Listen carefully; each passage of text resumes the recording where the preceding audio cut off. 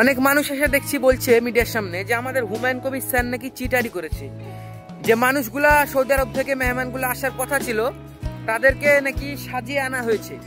এটা আমি যতদূর যাচাই করলাম এটা সঠিক।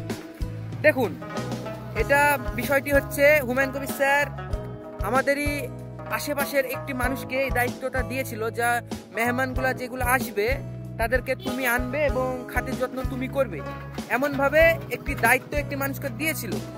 কিন্তু যেহেতু সময় অনেক কম ছিল, তার মধ্যে ভিসা, ফ্লাইটের টিকিট এইসব হয়নি, সময়ের ব্যবধানে এইগুলা সমস্যাটা হয়েছিল।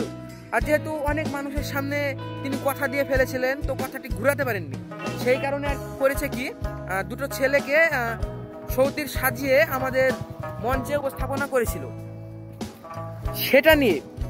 সেটা নিয়ে ইতিমধ্যে দেখছি অনেক বেশি মাতামাতি হচ্ছে। তো কথাটি হচ্ছে যে যেটা হয়েছে সেটা ভুল হয়ে গেছে, সেটা নিয়ে আমাদের মসজিদের কোনো সম্পর্ক নেই। এবার আমাদের মসজিদের সাথে ওটার সাথে তুলনা করছে যে হ্যাঁ চিটারি করি কথা বলছে, মসজিদ করতে দেবো না, হ্যান দেবো না, তেন দেবো না।